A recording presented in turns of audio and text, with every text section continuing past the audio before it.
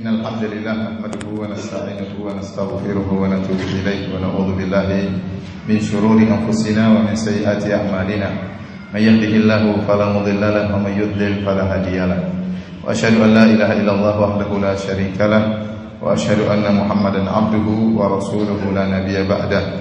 Ya ayyuhalladzina amanu taqullaha haqqa tuqatih wa la tamutunna illa wa antum muslimun.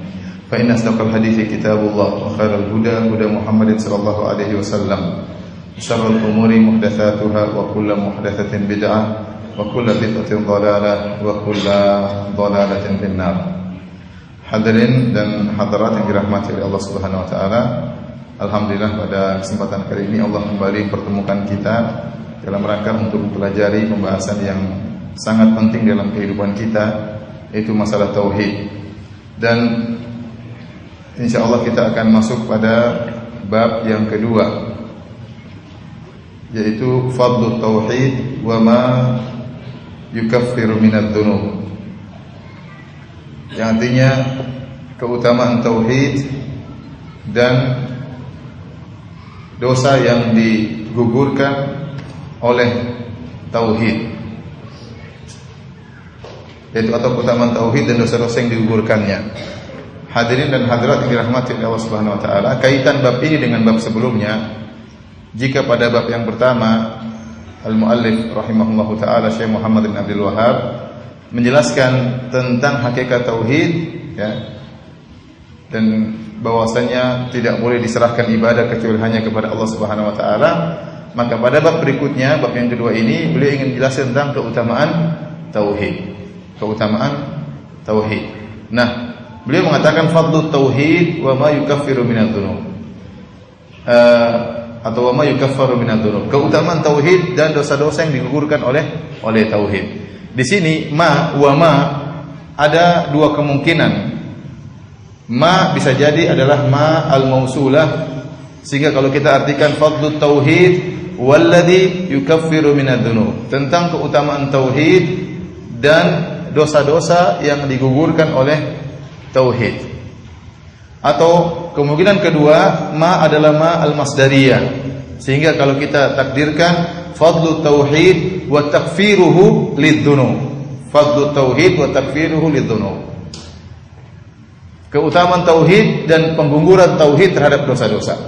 Apa bedanya di antara dua penafsiran ini? Kata para ulama, kalau ditafsirkan dibawakan huruf ma kepada ma al-masdariyah, maka lebih ablaq, lebih kuat.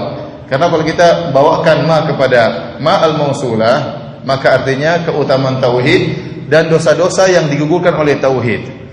Seakan-akan ada dosa yang tidak bisa digugurkan. Jadi keutamaan tauhid dan dosa yang digugurkan oleh tauhid, seakan-akan ada dosa yang tidak bisa digugurkan oleh tauhid. Adapun kalau kita bawa ma kepada ma al-masdariyah, ya, yang dia akan mentakwilkan fi'il menjadi masdar, maka artinya keutamaan tauhid dan penggugurannya terhadap dosa-dosa. Artinya seluruh dosa bisa digugurkan oleh tauhid. Oleh karenanya banyak syurah, para pensyarah kitab tauhid memilih bahwasanya ma tersebut adalah ma al-masdariyah, karena tidak ada dosa yang tidak bisa digugurkan oleh tauhid. Dosa sebesar apapun bisa digugurkan oleh tauhid. Ini perkara pertama. Perkara kedua, kita masih bicara tentang judul, ya. Keutamaan tauhid, ya, banyak, ya. Keutamaan tauhid banyak, ya. Bukan cuma menggugurkan dosa, ya. Ya, akan tapi, ya, tentunya dengan tauhid mendapatkan keteraman, mendapatkan ketenangan, ya, menambah keyakinan sama surga tanpa azab dan tanpa hisab dan macam-macamnya. Tetapi di sini al-muallif mengkhususkan penyebutan tentang pengguguran dosa. Menyebutkan tentang pengguguran dosa. Karena ini adalah keutamaan yang sangat utama. Digugurkannya dosa-dosa ini keutamaan yang sangat utama. Oleh karenanya para ulama mengatakan perkataan al-muallif fadlu tauhid wa ma yukaffiru minadz dzunub itu termasuk bab atful khas 'alal 'am.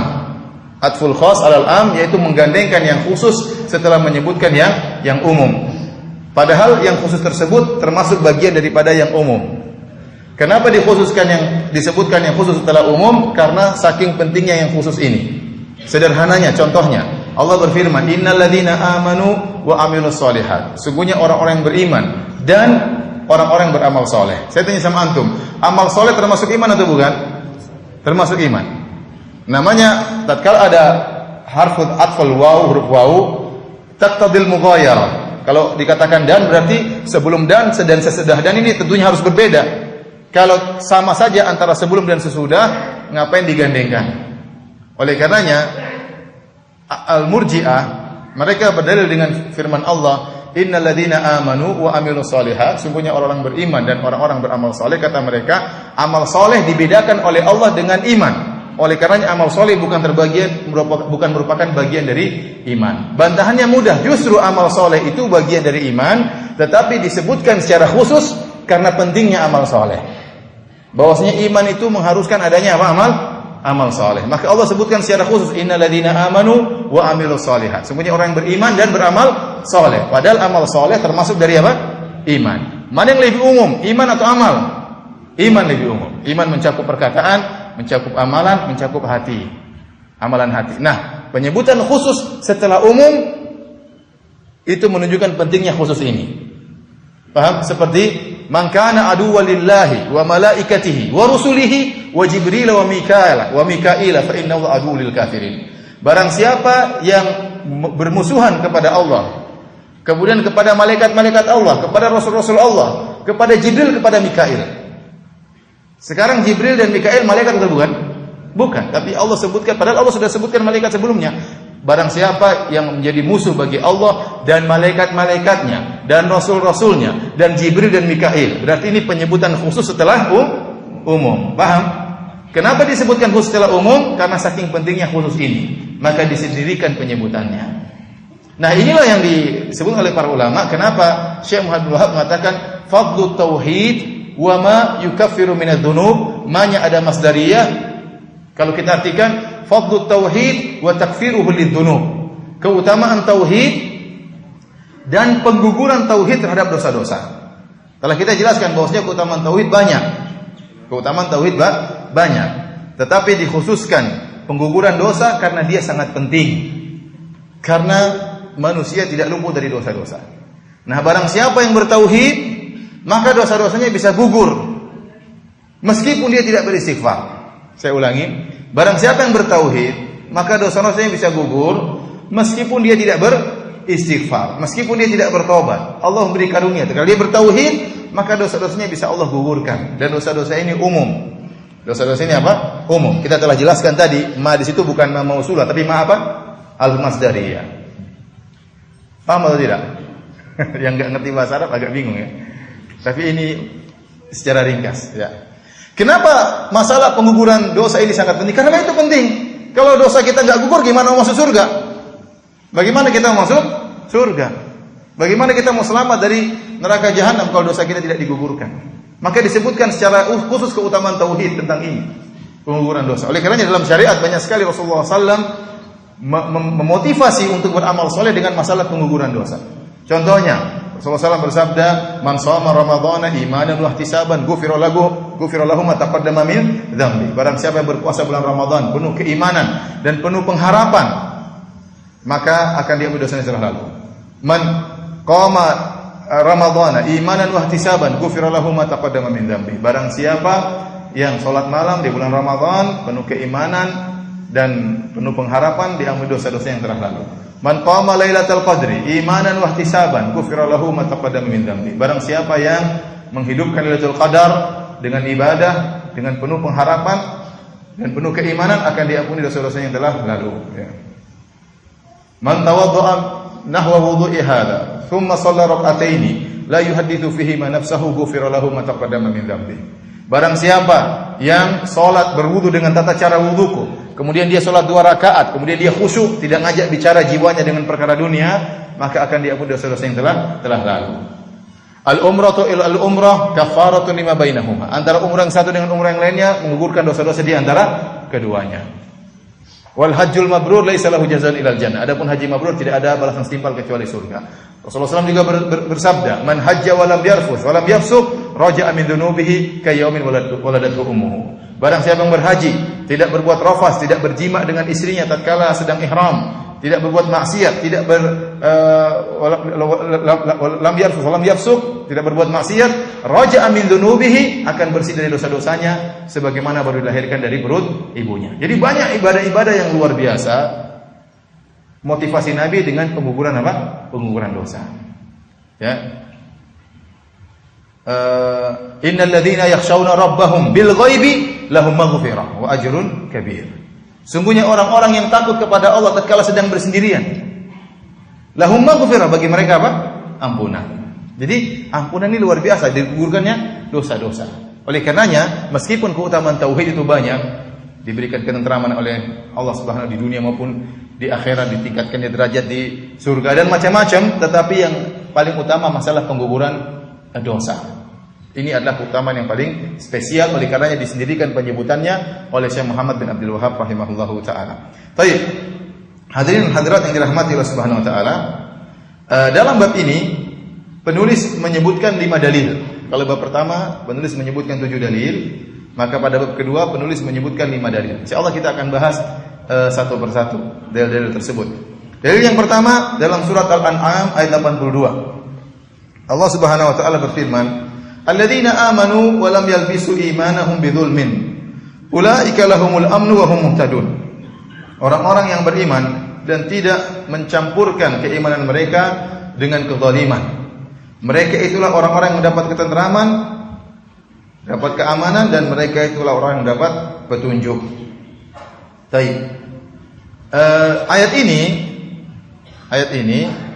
kaitannya disebutkan oleh Allah dalam surat Al-An'am, ya, berkaitan dengan kisah dialog debat antara Nabi Ibrahim dengan kaumnya. Nabi Ibrahim alaihissalam dalam dakwahnya beliau mendapati 2 model orang-orang musyrik. Tatkala beliau di Babil dan tatkala beliau di Harran. Disebutkan tatkala di Babil beliau berhadapan dengan orang-orang yang musyrikin yang menyembah benda-benda yang ada di bumi, patung, berhala, ya. Ayahnya, wa idh qala Ibrahimu li abihi Azar atattakhidhu asnaman aliha. Tatkala Ibrahim berkata kepada ayahnya Azar, "Kenapa engkau menjadikan patung-patung sebagai Tuhan?"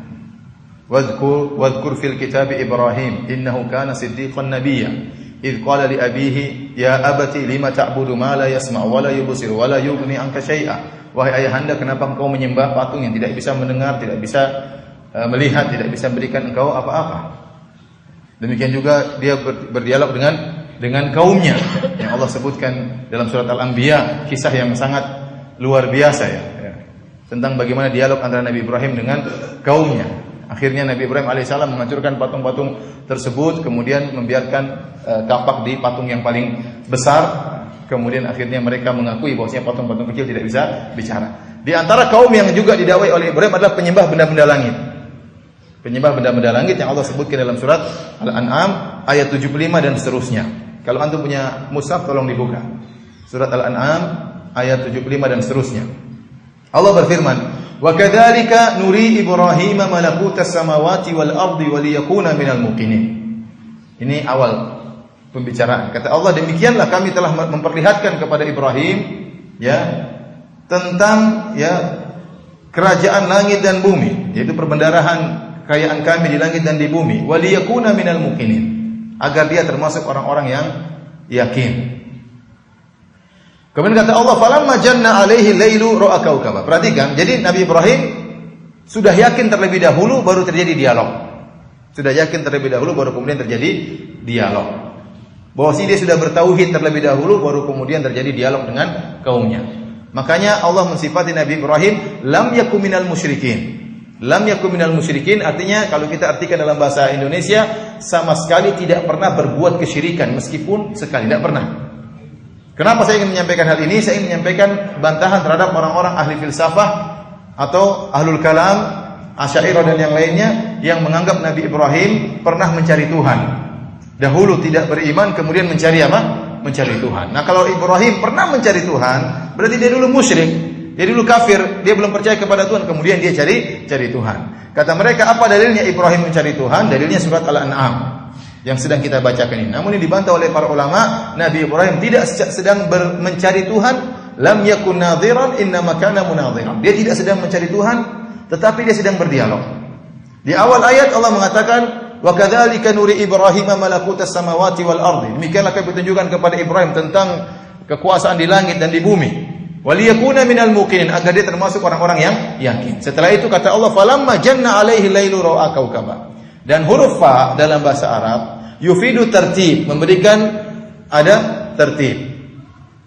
Antum paham ya dalam bahasa Arab? Kalau saya mengatakan jaa Zaidun wa Amrun, telah datang Zaid dan Amr, maka saya menjelaskan dua-duanya datang. Entah yang datang di luar apakah Zaid atau Amr, enggak ada masalah. Mau Zaid yang lebih dahulu, mau Amr lebih dahulu, enggak ada masalah karena saya hanya menggunakan huruf waw. Jaa Amrun wa Zaid, telah datang Amr dan Zaid. Siapa di luar enggak tahu. Tapi kalau saya menggunakan huruf fa, jaa Amrun fa Zaidun, telah datang Amr kemudian Zaid, berarti siapa yang lebih dahulu datang? Amr, baru kemudian Zaid. Kalau saya menggunakan huruf summa, jaa Amr summa Zaidun, telah datang Amr lalu Zaid, berarti ada jarak antara kedatangan Amr dengan apa? Kedatangan Zaid. Tapi Zaid lebih dahulu. Nah, perhatikan di sini ayat ini. Allah mengatakan, kami telah menjadikan Ibrahim yakin. Kemudian kata Allah, falamma, ada huruf fa. Berarti yakin dulu baru kemudian terjadi apa? Dialog. Jadi Nabi Ibrahim tidak mencari Tuhan. Falamma janna alaihi lailu ra'a kaukaba. Tapi Nabi Ibrahim sedang berdialog dengan mereka. Seakan-akan dia dapat di hadapan mereka, tuh, ini Tuhan, ternyata bukan. Agar otak mereka terbuka. Sama waktu Nabi Ibrahim menghancurkan patung-patung. Kemudian mereka berkata, anta fa'alta hadza bi alihatina ya Ibrahim? Apa kau yang telah menghancurkan patung-patung kami? Kata Ibrahim, bal fa'aluhu kabiruhum hadza fas'aluhum in kanu yantiqun. Yang hancurin yang gede. Kalau enggak percaya tanya sama patung-patung apa? Kecil. Sehingga akhirnya mereka bingung. Akhirnya mereka mengatakan, laqad alimta ma haula'i yantiqun. Wah Ibrahim, kau sudah tahu bahwasanya patung-patung ini enggak bisa apa? Enggak bisa ngomong. Ya. Nabi Ibrahim sedang, kalau kita bahasa kita sedang berargumen ya. Bahasa kasarnya sedang bersandiwara lah. Artinya sedang membuat mereka untuk berpikir.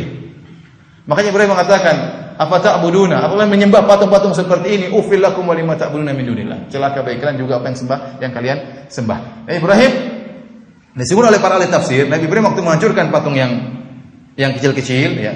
Nabi Ibrahim meletakkan kapak di tangan kanan patung yang besar tersebut untuk mengolah otak mereka bahwa para penyembah patung ini. Ingatlah bahwasanya ini patung, dia tidak mau disirikan. Dia patung besar, ada patung-patung kecil, dia tidak terima ada Tuhan-Tuhan apa? Tuhan-Tuhan kecil. Jadi sebenarnya Ibrahim ingin menggerakkan fitrah tauhid yang ada dalam diri mereka. Karena semua orang diciptakan di atas tauhid, di atas fitrah bahwasanya Tuhan Maha Esa. Antum bicara tentang agama manapun, mereka berusaha mengesakan Tuhan. Antum berbicara sama orang-orang Nasrani, kata mereka 3 maksudnya 1. Mereka tidak terima kalau Tuhan apa? 3. Antum bicara tentang orang Hindu, kata mereka benar dewa ada 3. Saya kemarin ke Bali, dewa ada 3. Ada dewa Wisnu, Brahmana, ada dewa apa? Siwa. Kata mereka yang paling top dewa Brahma. Bahkan ini mengatakan di atas 3 dewa tersebut ada 1 dewa yang lebih jago lagi, yang Maha Esa. Jadi ada fitrah seperti itu. Nah, Ibrahim ingin menggerakkan fitrah tauhid mereka. Nah, ini Tuhan gede tidak mau ada Tuhan-Tuhan apa? Tuhan-Tuhan kecil. Oleh karenanya, waktu saya pergi ke Medan, terus di Medan tuh ada lapangan, ada patung gede, ada patung-patung kecil. Nah, ini kalau ada Nabi Ibrahim alaihissalam, yang kecil dihancurin semua, biar yang gede. Baik. Demikian tatkala Nabi Ibrahim waktu menghancurkan patung-patung berdialog dengan para penyembah berhala. Nah, sekarang dia sedang berdialog dengan para penyembah benda-benda langit. Makanya dia seakan-akan melakukan sedikit sandiwara, seakan-akan dia mencari Tuhan, padahal tidak, tapi untuk membuat otak mereka terbuka. Makanya falamma janna alaihi lailu ra'a kaukaba. Tatkala tiba malam hari dia melihat apa? Bintang. Karena di antara yang dia ajak dialog ada penyembah bintang, ada penyembah bulan, ada penyembah matahari. Mereka menyembah benda-benda langit. Karena mereka menganggap benda langit punya pengaruh dengan alam semesta. Dan kesyirikan seperti itu dalam semesta ini, entah menyembah benda-benda bumi atau menyembah benda-benda langit. Dan dua-duanya dihadapi oleh Ibrahim alaihissalam. Kemudian kata Ibrahim, qala hadza rabbi, ini Tuhanku. Falamma afala qala la uhibbul afilin. Tatkala bintang hilang, kata dia, saya tidak suka Tuhan yang hilang. Falamma ra'al qamara bazighan qala hadza rabbi. Ini perkataan Nabi Ibrahim sedang apa? Sedang bersandiwara, sedang berdialog. Tatkala muncul rembulan, kata Nabi Ibrahim, ini adalah Tuhanku. Karena dia ingin membantah para penyembah bulan. Falamma afala qala la illam yahdini rabbi la akunanna minal qaumidh dhalin. Tatkala rembulan hilang, dia mengatakan, kalau bukan Rabbku memberi petunjuk kepadaku, sungguh aku termasuk orang-orang yang sesat. Jadi dia sudah bilang, saya tidak menyembah ini karena Tuhan beri petunjuk kepadaku. Kemudian mengatakan, falamma ra'a asy-syamsa bazighatan. Tatkala dia melihat matahari terbit. Jadi Nabi Ibrahim tidak sedang mencari Tuhan. Ya. Tatkala dia melihat matahari terbit, dia mengatakan, ini Rabbi, hadza akbar, ini lebih besar. Falamma afalat qala ya qaumi inni bari'un mimma tusyrikun. Tatkala hilang matahari tersebut, dia mengatakan, ya qaumi, wahai kaumku, aku berlepas diri daripada kesyirikan yang kalian lakukan. Ini jelas sekali dia sedang apa? Berdialog. Jadi waktu dia bilang rembulan, apa kata Nabi Ibrahim? Tatkala rembulan hilang, dia mengatakan, la illam yahdini rabbi la akunanna minal qaumidh dhalin. Kalau Rabbku tidak beri petunjuk kepadaku, sungguh aku termasuk orang-orang yang sesat. Saya masih ingat beberapa waktu lalu saya ngisi pengajian di Masjid Nabawi, orang Indonesia semuanya. Setelah itu habis itu salat Isya, imam baca ayat ini tentang dialog Nabi Ibrahim dengan apa? Dengan para penyembah benda-benda langit. Sampailah pada ayat ini. Falamma ra'al qamara bazighan qala hadza rabbi. Tatkala Nabi Ibrahim melihat rembulan, dia mengatakan Rabbku. Falamma afala qala la illam yahdini rabbi la akunanna minal qaumidh dhalin. Orang Indonesia bilang amin. Ini beneran ya. Saking khusyuknya. Jadi orang Arab enggak ada yang bilang amin, ini sendiri bilang apa? Bilang amin. Ini bukan walad dhalin ya. Minal qaumidh apa? Dhalin. Baik, kita lanjutkan. Waktu dia mengatakan matahari tenggelam, dia mengatakan, ya qaumi inni bari'un mimma tusyrikun. Saya berlepas diri pada kesyirikan yang kalian lakukan.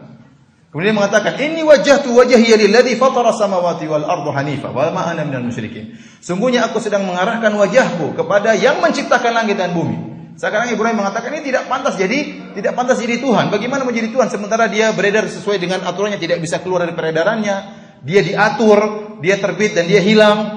Yang berhak untuk disembah, yang mengatur ini seluruhnya, yang menciptakan langit dan bumi beserta isinya. Makanya Nabi Ibrahim mengatakan, inni wajjahtu wajhiya lilladzi fatara samawati wal ardh hanifa. Aku arahkan wajahku kepada pencipta langit dan bumi. Wa ma ana minal musyrikin, dan aku bukan termasuk orang-orang musyrik. Kemudian Allah berkata, wa hajjahu qaumuh, maka dia pun diajak dialog sama kaumnya, di debat. Nah, ini menunjukkan perdebatan.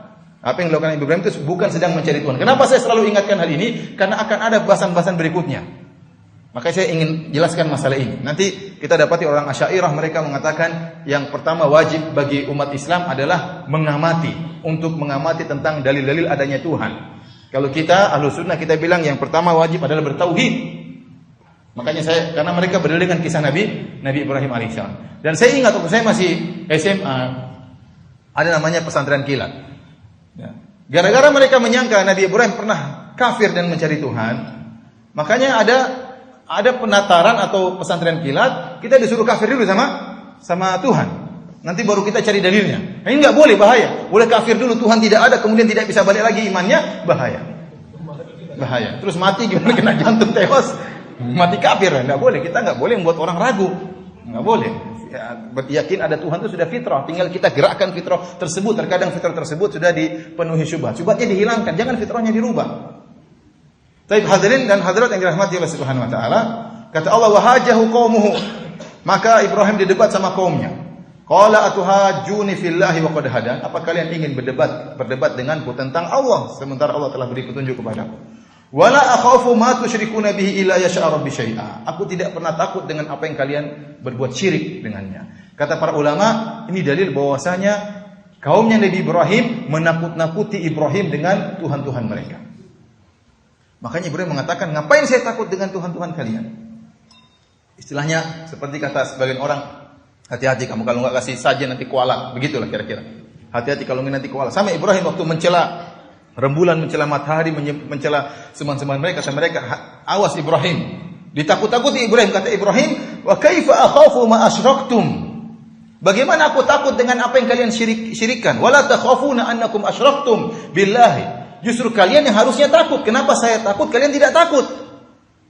Dan demikianlah ya, para anbiya mereka dulu ditakut-takuti dengan sembahan-sembahan kesyirikan yang dilakukan oleh kaumnya. Dan yang paling hebat dalam hal ini Nabi Hud.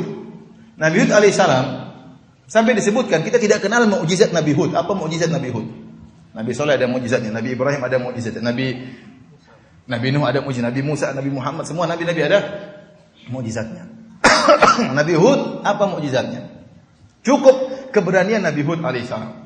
Waktu dia diancam oleh kaumnya dalam surat Hud, kata mereka, "Inna qulu illa taraka ba'du alihatina bisu." Wahai Hud, menurut kami kau akan ditimpa dengan keburukan oleh Tuhan-Tuhan kami. Qala inni usyhidullah. Aku bersaksi tentang Allah. Wa asyhadu anni bari'um mimma tusyrikuna min duni. Dan saksikanlah aku berlepas diri dari kesyirikan yang kalian lakukan. Fakiduni jami'an thumma la tunzirun. Kata Nabi Hud, bikinlah makar kepadaku seluruhnya kalian, ayo bersatu padu, bikin mudarat kepadaku dan jangan tunda-tunda, kata Nabi Hud. Istilahnya kalau orang takut-takut kita, Ustaz hati-hati Ustaz, jangan bicara dukun, nanti Ustaz disantet. Bilang sama semua dukun, kumpul santet saya, jangan tunda-tunda. Itu kalau jadi Nabi Hud. Kalau saya masih goyang dikit ya. Maksudnya Nabi Hud alaihissalam imannya kuat. Dia mengatakan fakiduni jami'an. Kalian bilang Tuhan kalian ingin mencelakakan aku, kumpul seluruhnya, jami'an seluruhnya. Tsumma la tunzirun, jangan tunda-tunda. Ya. Iman yang apa? Yang kuat. Antum berani kayak gitu? Seluruh dukun di Lombok kumpul semua, suruh jangan tunda-tunda, kumpul seluruh Indonesia. Ini iman yang kuat. Itulah diantara kata sebagian ulama mukjizatnya Nabi Hud, luar biasa imannya. Nabi Ibrahim juga ditakut-takuti. Makanya dia mengatakan, "Wa seharusnya siapa yang takut? Kalian yang harusnya takut kepada Allah. Wa kaifa akhafu ma asyraktum? Bagaimana saya takut dengan kesyirikan kalian? Wa la takhafuna annakum asyraktum billah." Sementara kalian tidak takut berbuat syirik kepada Allah Subhanahu wa taala. Kemudian kata Ibrahim, "Fa ayyul fariqaini ahaqqu bil amni in kuntum ta'lamun." Siapakah yang harusnya merasa tentram, saya atau kalian? Maka turunlah firman Allah, "Alladzina amanu wa lam yalbisu imanahum bidzulmin, ulaika lahumul amnu wa hum muhtadun." Orang-orang yang beriman dan tidak mencampurkan keimanan mereka dengan kezaliman, maksudnya kesyirikan, mereka itulah yang aman dan tenteram. Paham? Inilah sebab turun ayat tersebut, karena Nabi Ibrahim diancam. Diancam seakan-akan kalau orang tidak berbuat kesyirikan akan kualat. Justru sebaliknya, kalian yang berbuat kesyirikan akan kualat di dunia, bahkan terlebih lagi kalau di akhirat. Baik. Hadirin dan hadirat yang dirahmati Allah Subhanahu wa taala, ayat ini alladzina amanu wa lam yalbisu imanahum bidzulmin. Orang-orang yang beriman dan tidak mencampurkan keimanan mereka dengan kezaliman. Ini sesuai dengan kaidah yang kita bahas tadi malam. Bahwasanya kezaliman di sini zulmin nakirah atau ma'rifah. Ingat, nakirah maksudnya tanwin, ma'rifah ada alif lamnya. Zulmin itu nakirah atau ma'rifat? Nakirah, tanwin. Ada tanwin, munawwan, ada tanwinnya. Kalau az-zulmu itu baru ma'rifat.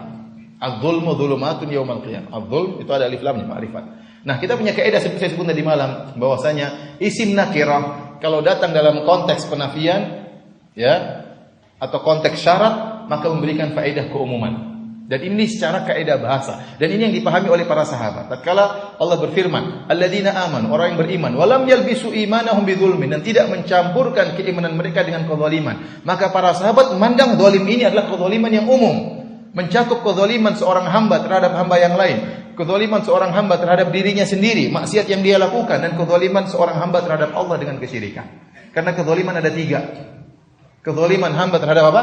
Dirinya sendiri dengan maksiat yang dia lakukan. Kezaliman hamba terhadap orang lain. Kezaliman hamba terhadap Allah dengan melakukan apa? Kesyirikan. Maka tatkala mendengar ayat ini, hal ini berat bagi para sahabat.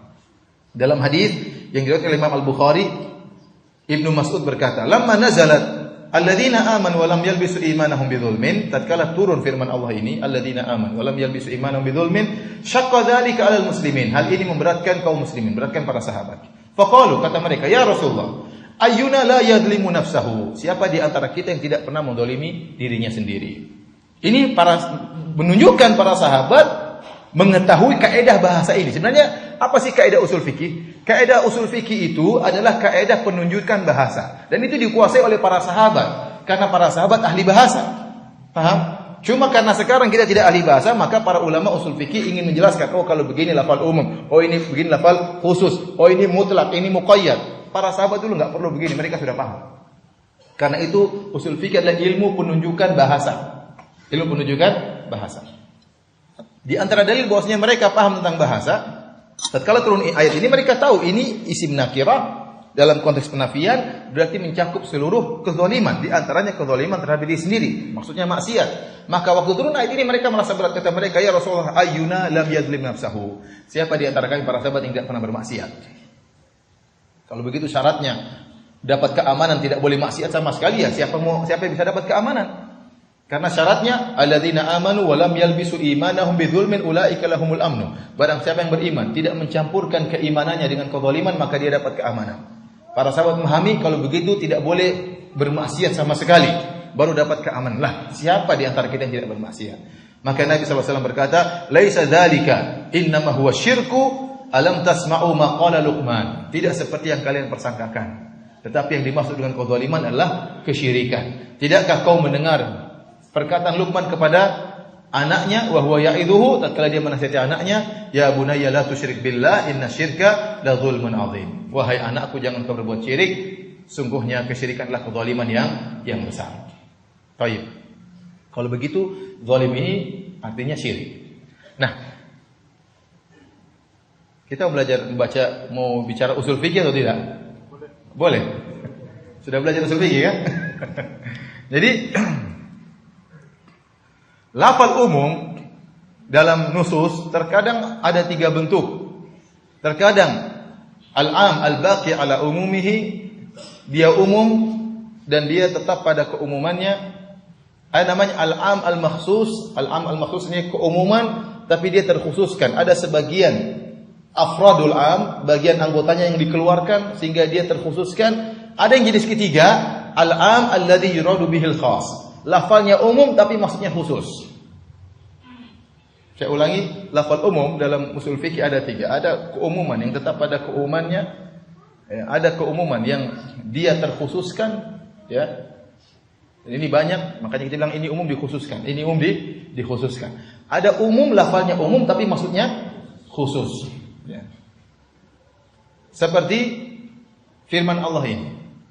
Lafalnya umum tapi dia maksudnya apa? Lafal khusus. Zulm di sini umum, mencakup maksiat, mencakup kezaliman terhadap orang lain, mencakup kesyirikan. Ternyata yang dimaksud adalah khusus kesyirikan. Ya. Seperti lafal umum tapi maksudnya khusus, contohnya alladzina qala lahumun nasu innan nasa qad jama'u lakum. Dan orang-orang yang dikatakan kepadanya, sungguhnya tatkala setelah perang Uhud, maksudnya Nabi diancam waktu itu. Hati-hati wahai Muhammad, sungguhnya Abu Sufyan dan pasukannya telah berkumpul untuk menyerang kembali. Ditakut-takuti. Padahal Allah menggunakan kalimat alladzina, mereka. Ini lafal umum alladzina, tapi maksudnya siapa? Nabi Muhammad sallallahu alaihi wasallam. Ini lafal umum tapi maksudnya apa? Khusus.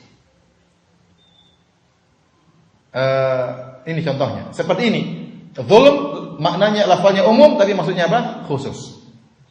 Baik, ini namanya al-am alladzi urida bihil khas. Umum tapi maksudnya khusus. Nah, baik. Para ulama mengatakan keumumannya bukan pada kezaliman, tapi keumumannya pada syirik. Seakan-akan ayat ini antum ganti alladzina amanu wa lam yalbisu imanahum bidzulmin, antum ganti bisyirkin. Karena zulm di sini maksudnya apa? Syirik.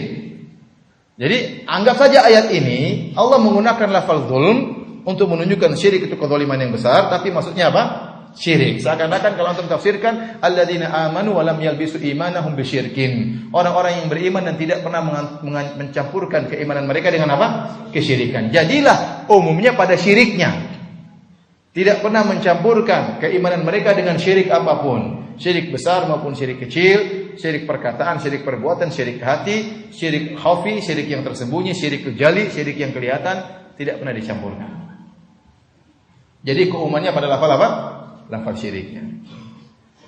Baik, hadirin dan hadirat yang dirahmati oleh Allah Subhanahu wa taala, maka orang yang menjauhkan dirinya dari kesyirikan sama sekali ulaika lahumul amnu, dia akan mendapatkan keamanan mutlak. Keamanan mutlak. Benar-benar dia aman, ya. Di akhirat terutama tidak ada kekhawatiran sama sekali. Sejauh mana dia mencampurkan keimanannya dengan kesyirikan, semakin berkurang keamanan tersebut. Semakin berkurang keamanan tersebut. Tapi kalau semakin mantap tauhidnya, semakin terjauhkan dari kesyirikan, keamanan yang Allah berikan semakin kuat. Apalagi di hari kiamat kelak, fazaul akbar, hari di mana orang pada ketakutan. Nah, orang yang bertauhid tidak pernah mencampur kesyirikan, Allah berikan ketentraman. Padahal hari yang sangat apa? Dahsyat, sangat mengerikan. Oleh karenanya antum kalau ingin merasa aman di akhirat, mantapkan tauhid antum. Hari tersebut hari yang sangat dahsyat. Kata Allah, yauma yaj'alul wildana shiba. Hari di mana Allah menjadikan anak-anak sampai jadi beruban. Seandainya ada anak yang rambutnya hitam, masih segar, melihat hari tersebut pasti beruban karena ketakutan. Nah, aman bisa kita dapatkan kalau kita bertauhid. Baik, ini dalil yang pertama. Dalil yang kedua, hadis man syahida, Rasulullah SAW bersabda, man syahida alla ilaha illallah wahdahu la syarikalah. Barang siapa yang bersaksi bahwasanya tidak ada sembahan yang berhak disembah kecuali Allah semata, la syarikalah, tidak ada sekutu baginya. Wa anna Muhammadan abduhu wa rasuluh, bahwasanya Muhammad adalah hamba Allah dan rasulnya. Wa anna Isa abdullahi wa rasuluh, dan bahwasanya Isa adalah hamba Allah dan rasulnya. Wa kalimatu alqaha ila Maryam, dan Nabi Isa itulah kalimat yang Allah lemparkan kepada Maryam, itu kalimat kun, jadi. Allah lemparkan kepada rahim Maryam, wa ruhum minhu, dan ruh yang Allah ciptakan Allah lemparkan kepada Maryam. Wal jannatu haqqun, dan meyakini bahwasanya surga itu ada. Wan naru haqqun, bahwasanya neraka itu ada. Adakhallahu al jannata ala ma kana minal amal, maka Allah akan masukkan dia surga bagaimanapun amalannya. Hadis ini hadis yang sangat agung. Yang kata para ulama, hadis ini membantah semua firqah sesat. Semua firqah sesat dibantah oleh hadis ini. Kelihatannya sederhana, tapi hadis ini bantahan terhadap seluruh firqah sesat. Ya. Baik, kita jelaskan makna dari hadis ini yang berkaitan dengan pembahasan kita tentang keutamaan tauhid, yaitu di akhir hadis, di awal hadis, man syahida alla ilaha illallah, barang siapa yang bersaksi bahwasanya tidak ada sembahan yang berhak disembah kecuali Allah beserta yang lainnya. Setelah itu kata Allah, kata Nabi SAW, adakhallahu Allahul jannata ala ma kana minal amal, maka dia akan masuk surga bagaimanapun amalannya. Ini ada dua tafsiran di kalangan para ulama. Apa yang dimaksud dengan ala ma kana minal amal? Berdasarkan amalannya. Yang pertama, tafsiran pertama mengatakan, yang penting dia bersaksi dengan perkara-perkara yang disebutkan dalam hadis tersebut. Muhammad tidak ada sembahan yang berhak disembah kecuali Allah. Muhammad adalah hamba Allah dan Rasulnya. Isa adalah hamba Allah dan Rasulnya. Kalimat Allah yang Allah lemparkan dalam perut Maryam, dan juga ruh dari Allah Subhanahu Wa Taala. Kemudian surga ada, neraka ada. Dia saksikan dengan keyakinan, dia ucapkan hal ini seluruhnya, maka dia akan masuk surga bagaimanapun amalannya. Ini tafsiran pertama. Mau dia maksiat kayak apapun pasti masuk surga. Ini tafsiran pertama. Adakhallahu Allahul jannata ala ma kana minal amal, artinya Allah pasti masukkan dalam surga betapapun bentuk amalan dia. Mau maksiat kayak apapun masuk surga. Yang kedua, tafsiran yang kedua, sebenarnya mengatakan maksudnya adakhallahu Allahul jannata ala ma kana minal amal, dia pasti masuk surga, tetapi di surganya sesuai berdasarkan amalan dia. Walikullin darajatun mimma amilu, masing-masing memiliki derajat sesuai dengan amalan yang dia lakukan. Bisa bedakan dua tafsiran ini? Coba yang pertama tadi apa?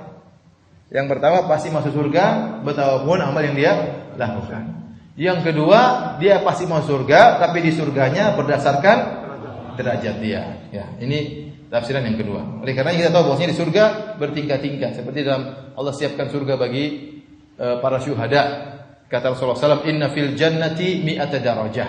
Sungguhnya di surga ada 100 derajat. A'addahallahu lil mujahidin. Allah siapkan bagi orang-orang yang berjihad di jalan Allah Subhanahu Wa Taala. Ma bainad darajataini kama bainas sama'i wal ard.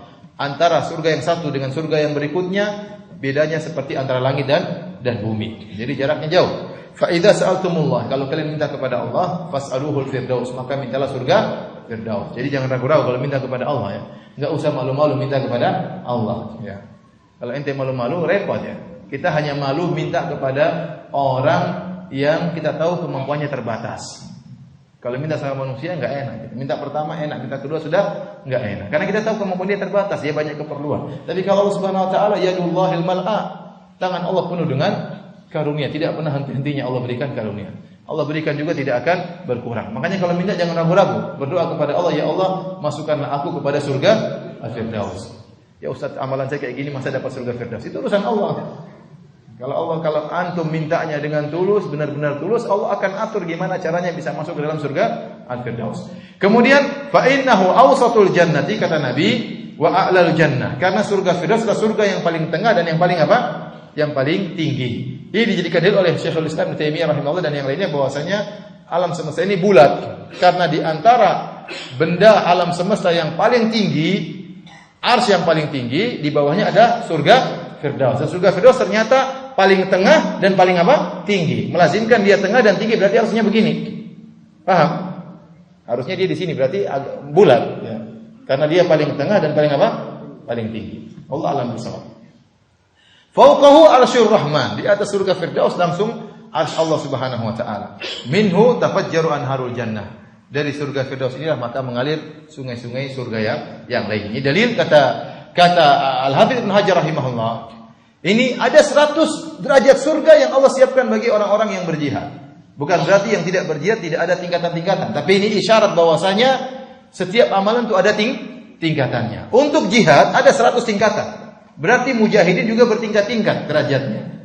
Nah, selain mujahidin juga ada tingkatan-tingkatan, tapi entah berapa tingkatannya, intinya orang mau surga itu amalannya surganya bertingkat-tingkat sesuai dengan jenis amalannya. Itulah makna dari sabda Nabi SAW, adkhalahul jannata ala ma kana minal amal. Allah masukkan dia ke dalam surga sesuai dengan amalan dia. Makanya disebutkan ya, semua orang akan menyesal di akhirat kelak, termasuk orang beriman. Yaqulu ya laitani qaddamtu li hayati. Ya, maka seorang hamba akan mengatakan, kenapa saya dulu tidak beramal di dunia untuk kehidupanku, hayati fil akhirah, untuk kehidupanku di akhirat. Ini penyesalan diucapkan oleh orang musyrikin, orang kafir, pelaku maksiat, pelaku bid'ah, termasuk orang-orang yang masuk surga. Dia menyesal karena dia ingin surganya lebih tinggi. Kenapa dulu saya berbakti kepada orang tua kurang bakti saya? Kenapa saya dulu sholat malam cuma 3 rakaat? Kenapa enggak 11 rakaat? Kenapa dulu saya bersedekah cuma 1% dari hasil saya? Kenapa tidak 10%? Ya, sudah terlambat. Ya. Sudah terlambat. Kenapa? Karena di surga bertingkat-tingkat. Baik. Intinya dua-dua maknanya melazimkan orang yang bertauhid pasti masuk surga. Ya. Makna yang pertama, apapun amalannya pasti masuk surga. Yang kedua, masuk surga tapi kedudukannya di surga berbeda-beda sesuai dengan amalannya.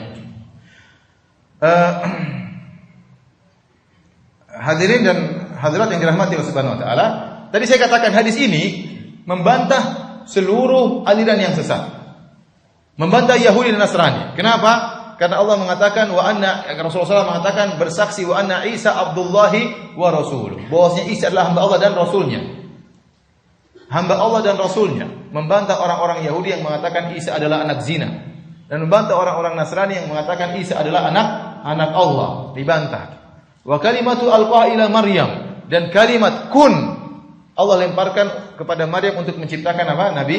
Nabi Isa dalam rahim Maryam. Dengan kalimat apa? Kun. Maka Isa ya diciptakan dengan kun. Seperti firman Allah, inna mathala Isa indallahi kamathali Adam, khalaqahu min turabin, thumma qala lahu kun fayakun. Sungguhnya Nabi Isa itu seperti perumpamannya seperti Nabi Adam. Allah ciptakan Nabi Adam dari tanah.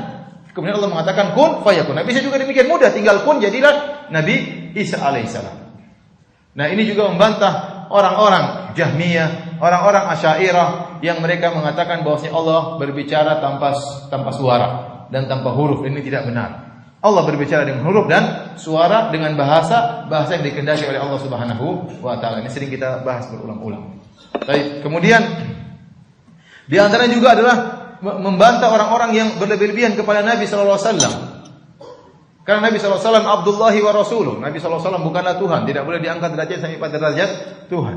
Kemudian Rasulullah SAW adalah seorang Rasul. Kalau dia seorang Rasul, maka perkataannya harus diyakini, tidak boleh diragukan akan kebenarannya karena dia seorang Rasul. Nah, kalau Rasul bisa salah, berarti yang ngutus juga bisa salah dalam masalah wahyu. Tidak boleh salah. Tidak boleh salah. Kalau Anda sudah meyakini ini utusan Tuhan, konsekuensinya utusan Tuhan tidak boleh salah sebagaimana yang mengutusnya. Itu apa? Tuhan juga tidak boleh salah. Kalau Tuhan boleh salah, itu bukan Tuhan. Kemudian wal jannata haqqun wan naru haqqun. Surga itu ada, neraka itu ada. Ini keyakinan Ahlussunnah wal Jamaah, keyakinan kaum muslimin. Bukan seperti perkataan orang-orang ahli falsafat, seperti perkataan Ibnu Sina. yang didukir oleh Nur Khalis Majid yang mengatakan bahwasanya sebenarnya surga dan neraka itu tidak ada. Itu hanya diungkapkan oleh Allah dalam Al-Quran, diungkapkan oleh Nabi Muhammad SAW, ada surga, ada neraka. Sebenarnya tidak ada, tapi seakan-akan ada supaya orang di zaman tersebut, terutama orang Arab Badui, bisa taat. Kalau tidak dibuat gambaran ada surga dan neraka, mereka tidak bakalan apa? Taat. Sebenarnya enggak ada, tetapi dibuat seakan-akan ada surga dan neraka, jadi mereka jadi apa? Jadi takut. Ini kekufuran. Surga ada, neraka juga ada. Baik. Kita lanjutkan hadis berikutnya, dalil yang ketiga.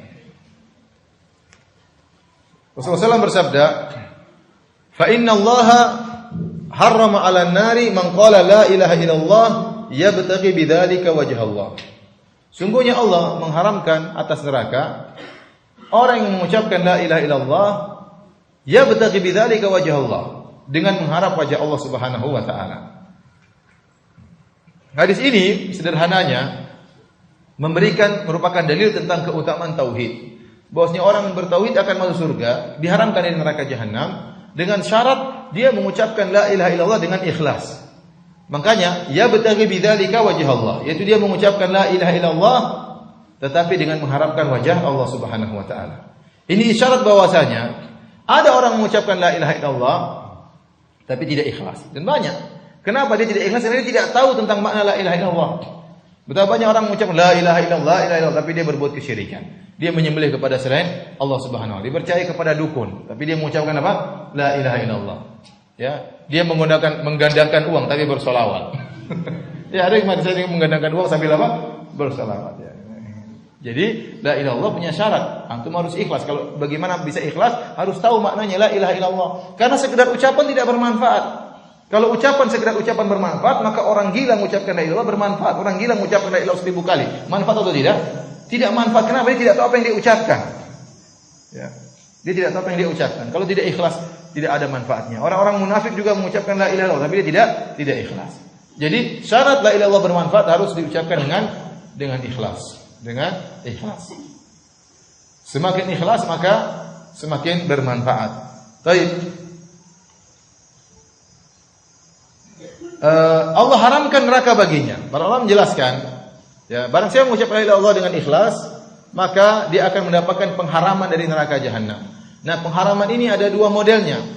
Ada namanya at-tahrimul mutlaq dan ada namanya mutlaqut tahrim. Dan ini istilah-istilah para ulama. Tahrimul mutlaq artinya sama sekali tidak masuk neraka. Dia diharamkan dari neraka secara mutlak. Kapan? Kalau la ilaha illallahnya sempurna. Ikhlasnya sempurna tatkala mengucapkan la ilaha illallah. Tetapi kalau ternyata tidak sempurna, maka dia hanya mendapatkan mutlaqut tahrim. Artinya dia tidak akan kekal abadi, mungkin saja masuk neraka terlebih dahulu, tapi tidak akan kekal abadi. Tergantung bagaimana kekuatan la ilaha illallahnya. Sebagaimana saya sampaikan tadi malam, Ibnu Taimiyah mengatakan mutawatir. Ada orang bertauhid masuk neraka jahanam. Dalilnya banyak, seperti sabda Nabi SAW tatkala di akhirat kelak, Rasulullah mengatakan akhriju minan nari man kana fil qalbihi mithqalu dzarratin minal iman. Kata Allah, keluarkan dari neraka jahanam orang-orang yang dalam hatinya masih ada keimanan meskipun sebesar apa? Dzarrah. Orang ini musyrik atau bukan? Bukan. Kalau musyrik dia kekal dalam neraka jahanam. Dia tidak musyrik. Dia bertauhid, cuma dia banyak melakukan maksiat. Berarti ada orang ahli tauhid masuk apa? Neraka jahanam. Ada buktinya. Buktinya itu ya. Ya. Sederhananya kalau kita berbicara tentang orang-orang Khawarij bertauhid atau tidak? Mereka tidak melakukan kesyirikan, tapi mereka ngawur, bermaksiat, membunuh orang, mengkafirkan orang lain. Rasulullah SAW mengatakan hum kilabu ahlin nar, anjing neraka. Berarti mereka masuk neraka. Ya, padahal mereka tidak berbuat kesyirikan dari sisi beribadah kepada selain Allah Subhanahu wa taala. Makanya Ibnu Taimiyah mengatakan mutawatir. Banyak dalil menunjukkan ada orang ahli tauhid masuk neraka. Kapan? Tatkala tauhidnya tidak sempurna. Tatkala tauhidnya tidak sempurna. Oleh karenanya, kalau dia tauhidnya sempurna, dia mendapatkan tahrimul mutlaq, tidak masuk neraka sama sekali.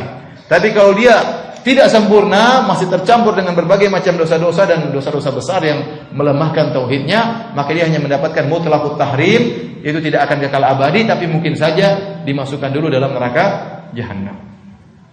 Baik, kita lanjutkan. Dalil yang keberapa? Yang keempat. Dari Abu Sa'id Al-Khudri bahwasanya Rasulullah SAW bersabda, qala Musa, Nabi Musa berkata, ya Rabbi, wahai Rabbku, alimni syai'an adhkuruka wa ad'uuka bihi. Ya Rabbku, ajarkanlah kepadaku suatu perkara yang aku akan mengingatmu dan aku akan menyerumu dengan perkara tersebut. Qala, Allah berkata. Jadi Nabi Musa ingin zikir yang spesial. Nabi Musa ingin zikir yang spesial. Dan Nabi Musa boleh dia minta yang spesial karena dia adalah nabi yang sangat apa? Mulia. Dan saya sampaikan Allah mengatakan wa kana indallahi wajiha. Nabi Musa memiliki kedudukan yang tinggi di sisi Allah Subhanahu wa taala. Di antara bukti tingginya kedudukan Nabi Musa pernah minta kepada Allah, ya Allah jadikanlah Harun saudaraku ini jadi nabi. Allah angkat Harun jadi nabi. Yang minta siapa? Nabi Musa. Luar biasa. Ya Allah jadikan anak saya ustaz. Belum tentu jadi ustaz. Kita berdoa, ya Allah jadikan anak saya ustaz. Belum jadi ustaz, belum tentu jadi ustaz. Ini Nabi Musa luar biasa. Ya Allah, ini kakak saya atau adik saya, kakak saya Harun jadikan nabi. Betul jadi nabi, luar biasa. Berarti menunjukkan Nabi Musa punya apa? Kedudukan yang tinggi di sisi Allah. Wa kana indallahi wajiha. Dia punya kedudukan tinggi di sisi Allah Subhanahu wa taala. Maka dia berhak untuk minta sesuatu yang spesial. Ya Allah, ajarkanlah sesuatu aku yang spesial yang aku bisa mengingat Engkau. Maka Allah berkata, "Qul ya Musa la ilaha illallah." Wahai Musa, ucapkan la ilaha illallah. Ternyata paling spesial apa? La ilaha illallah. Nabi Musa berkata, "Ya Rabbi, kullu ibadika yaquluna hadza." Ya Allah, kalau la ilaha illallah semuanya tahu. Kalau la ilaha illallah semuanya orang sudah tahu. Saya ingin yang spesial, lebih hebat daripada ini ada atau tidak? Kata Allah, "Qala ya Musa." Tidak ada yang lebih hebat daripada la ilaha illallah. Qala ya Musa, kata Allah, "Ya Musa, law anna samawati sab'a wa amirahunna." Kalau seandainya langit yang tujuh beserta penghuninya, ghairi selain aku karena Allah di atas langit, wal ardina sab'a, demikian juga seluruh bumi yang 7 lapis, fi kifatin, diletakkan satu timbangan, wa la ilaha illallah fi kifatin, sementara la ilaha illallah diletakkan pada timbangan yang satunya, malat bihinna la ilaha illallah, maka lebih berat la ilaha illallah. Hadis ini hadis riwayat Ibnu Hibban, kata Syekh Abdul Wahab, hadis yang sahih. Kalau kita lihat ternyata dia hadis riwayat Ibnu Hibban dan Al-Hakim dan disahihkan oleh Al-Hakim. Kalau Ibnu Hibban mengeluarkan di sahihnya berarti dia mensahihkan. Al-Hakim juga mengeluarkan dalam sahihnya berarti dia mensahihkan. Karena mereka mempersyaratkan hadis yang sahih dalam kitab-kitab mereka. Ya. Al-Hakim punya kitab namanya apa? Al-Mustadrak. Al-Mustadrak artinya apa? Kitab penyempurna. Al-Mustadrak ala sahihain. Maksudnya penyempurna terhadap Sahih Bukhari dan Sahih Muslim. Seakan-akan Al-Imam Al-Hakim Abu Abdullah mengatakan ada hadis-hadis yang sahih yang sesuai dengan persyaratan Imam Bukhari dan persyaratan Imam Muslim, namun tidak ada dalam Sahih Bukhari dan Sahih Muslim. Maka saya kumpulkan hadis-hadis tersebut yang sesuai dengan kriteria Al-Bukhari dan Al-Imam Muslim dalam buku saya yang namanya Al-Mustadrak. Jadi dia mempersyaratkan hadis-hadis yang saya sebutkan ini semuanya sahih. Ternyata tidak semuanya sahih. Ya, banyak dikritik oleh para ulama. Tapi kalau dia sebutkan hadis tersebut berarti dia telah mensahihkan. Sama Imam Bukhari kalau sebutkan hadis dalam kitab Sahih Bukhari berarti dia telah sahihkan hadis tersebut. Makanya hadis ini ada khilaf di kalangan para ulama tentang derajat hadis ini. Ya, yang jelas disahihkan oleh Ibnu Hibban, disahihkan oleh Al-Imam Al-Hakim, bahkan ya disepakati oleh Dzahabi. Hadis ini saya bahas sedikit tentang apa sanadnya ya. Karena sebenarnya orang mengatakan tuh Muhammad bin Abdul Wahhab menyebutkan juga hadis dhaif dalam masalah akidah ya. Kita bilang hadis ini taruhlah yang benar hadisnya dhaif, tetapi ternyata ini bukan hadis yang disepakati tentang kelemahannya. Tetapi masih diperselisihkan oleh para ulama tentang apa? Kelemahannya. Dan yang benar hadis ini bukan hadis dhaif. Tetapi dia hadis yang hasan li ghairihi atau sahih li ghairihi. Kita akan jelaskan sekarang. Dalam hadis ini ada rawi yang bernama Darraj bin Sam'an Abu Sam'ah. Darraj bin Sam'an Abu Sam'ah. Dan dia meriwayatkan dari Abul Haytham an Abi Sa'id Al-Khudri. Jadi Darraj an Abil Haytham an Abi Sa'id Al-Khudri. Nah, silsilah periwayatan ini Darraj an Abil Haytham an Abi Sa'id Al-Khudri radhiyallahu anhu diperselisihkan oleh para ulama. Kenapa? Karena Darraj bin Sam'an ini bermasalah, Abu Sam'ah ini bermasalah. Ya. Kalau Al-Hafidz Ibnu Hajar berkata dalam Taqrib,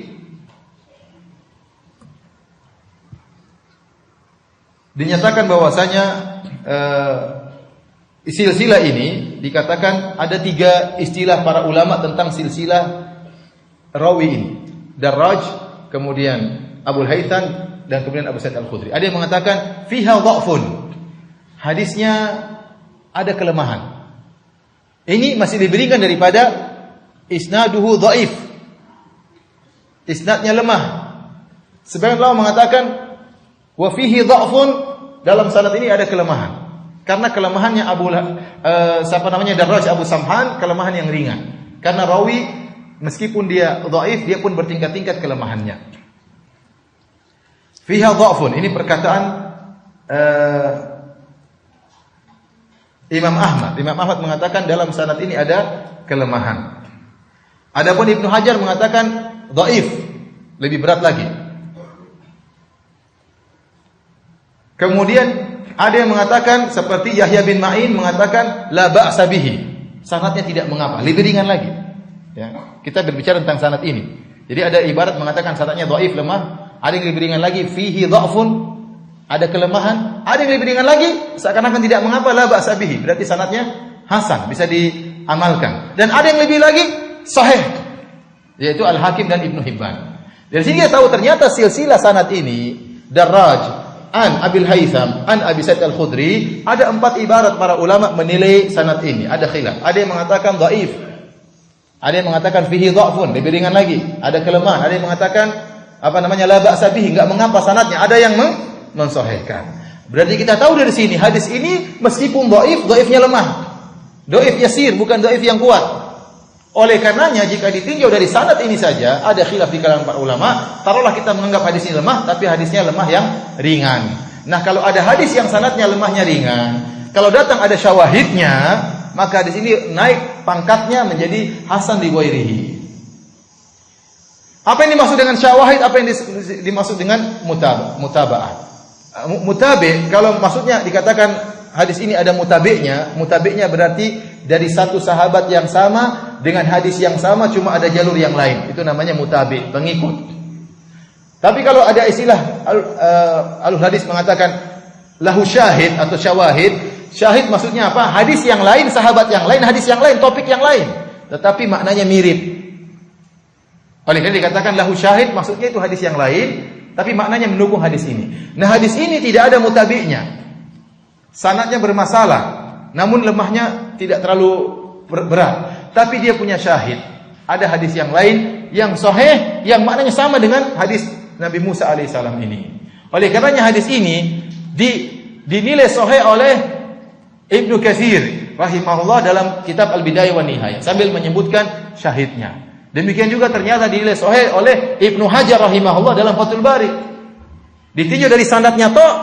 Oleh karena antum hati-hati, terkadang ini masalah ilmu hadis. Terkadang ada satu hadis Imam Ahmad mengatakan hadisnya lemah. Bukan berarti hadis ini lemah karena Imam Ahmad sedang berbicara tentang sanad ini tertentu, paham? Datang mutaakhirin, orang ulama belakangan, mereka mencari jalan-jalan yang lain. Kemudian misalnya Syekh Albani mengatakan hadisnya sahih. Bukan berarti dia menentang Imam Ahmad, tidak. Imam Ahmad sedang berbicara tentang sanad ini khusus. Ternyata Syekh Albani rahimahullah mendapati jalur-jalur yang lain yang sanadnya tidak bermasalah atau mendapati syahid-syahid menguatkan hadis ini, kemudian Syekh Albani menghukumi hadis ini hasan li ghairihi misalnya. Jangan kita terbayang berarti Syekh Albani menentang Imam Ahmad, tidak. Karena Imam Ahmad sedang berbicara tentang sanad ini secara khusus, bukan secara hadis keseluruhan. Paham? Nah, kita katakan hadis ini kalau kita bicara tentang sanadnya secara khusus, Darraj bin Samhan, Darraj Abu Samah, ya, an Abil Haytham, an Abi Sa'id Al-Khudri, khilaf di kalangan para ulama. Taruhlah kita katakan dhaif. Taruhlah kita katakan dhaif, tapi dhaifnya lemah. Karena ada yang mensahihkan, ada yang mengatakan fihi dha'f, ada yang mengatakan la ba'sa bih. Nah, tapi kalau kita tinjau dari syahid yang lain, hadis ini menjadi kuat. Oleh karena disahihkan oleh Ibnu Hajar dalam Fathul Bari, meskipun dia menilai hadis ini lemah, sanad ini lemah, tapi dia menilai ada yang sanad yang lain. Sama seperti Ibnu Katsir dalam Al-Bidayah wan Nihayah. Baik. Oleh karenanya para ulama menyebutkan syahid bagi hadis ini. Saya ulangi tadi, apa bedanya hadis dengan syahid dengan mutabi'? Kalau mutabi' itu sahabatnya satu, hadisnya sama, jalurnya ada lain, paham? Jalur lain itu namanya mutabi'. Kalau syahid, sahabatnya lain, hadisnya lain, tapi maknanya mirip, paham ya? Itu namanya syahid. Adapun syahid bagi hadis ini adalah hadis yang dikenal dengan hadis sahibul bitaqah, yang ma'ruf, yang antum sering dengar tentang hadis bitaqah, pemilik kartu la ilaha illallah. Maknanya mirip, menjelaskan tentang beratnya timbangan la ilaha illallah. Saya bacakan hadisnya. Hadis ini riwayat Tirmidzi, Ibnu Majah, Imam Ahmad dan Al-Hakim dari Ibnu Hibban.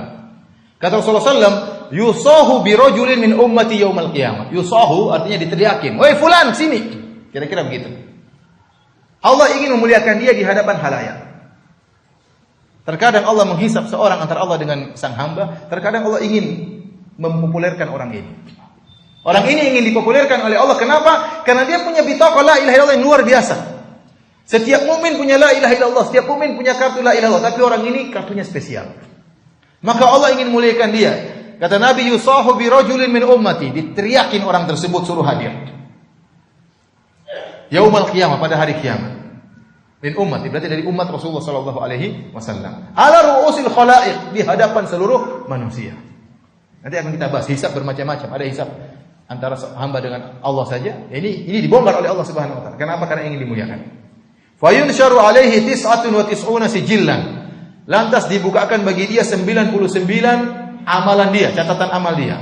Kullu sijillin maddal basar. Seluruh catatan amal sejauh mata memandang. Artinya luas. Buku tersebut, gulungan tersebut sangat luas. Tsumma yaqulullah azza wa jalla. Kemudian Allah bertanya, "Hal tunkiru min hadza syai'an?" Kau sudah lihat itu seluruhnya? Apakah ada yang kau ingkari? Artinya catatannya tidak pas. Fayaqulu la ya rabbi, kata dia tidak ada yang saya ingkari. Fayaqulu adzalamatka katabatil hafizun, apakah malaikatku yang mencatat amalan engkau salah berbuat zalim kepadamu? Ya, mungkin malaikat salah catat mungkin, coba cek lagi. Ya. Kata dia tidak salah, tidak ada yang salah. Ya, kalau kita kan mungkin salah itu salah ini, malaikat yang catat enggak mungkin apa? Salah. Tsumma yaqul alaka udhrun, subhanallah, ini di depan orang banyak ya akhi. Gimana ente enggak gemetar di sidang oleh Allah Subhanahu wa taala depan banyak orang. Kemudian dibongkar catatan amal yang begitu apa? Begitu banyak. Kalau kita mungkin dunia kita pingsan, di akhirat enggak ada pingsan lagi. Kalau di sini kita dibongkar gitu malu, nangis. Kalau nangis, kalau enggak apa? Pingsan. Ini di akhirat sudah enggak ada pingsan, ente enggak bakalan mati lagi. Kalau enggak surga apa? Neraka. Ini enggak bisa pingsan orangnya, bayangkan. 99 catatan amal isinya maksiat tok isinya. Kemudian, alaka udhrun, kau punya uzur? Kata dia, alaka hasanah? Kata dia, la, tidak ada uzur, saya tidak punya alasan, ya saya ngaku aja. Ya, makanya apa namanya? Balil insanu ala nafsihi basira walau alqa ma'adhira. Kata Allah, sungguhnya manusia lebih ngerti tentang dirinya meskipun dia menyampaikan uzur-uzur. Ente kalau salah, ente tahu meskipun saya tadi begini, tapi ente tahu diri ente salah. Al-insan ala nafsihi basira, dia tahu tentang dirinya meskipun dia sampaikan uzur-uzur. Maka waktu di depan Allah dia tidak berani kasih sampaikan uzur. Tidak ada uzur. Kemudian kata Allah, kau punya kebaikan? Kata dia enggak. Kata Allah, bala, kau punya kebaikan.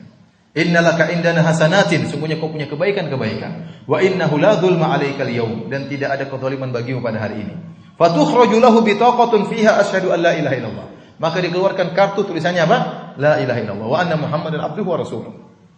Qal fayaqulu ya rabbi, maka orang ini berkata, ya rabbi, ma hadhil bitaqah? Ya rabbi, ma hadhihi sijillat? Ini kartu ini apa faedahnya dibandingkan dengan 99 catatan apa?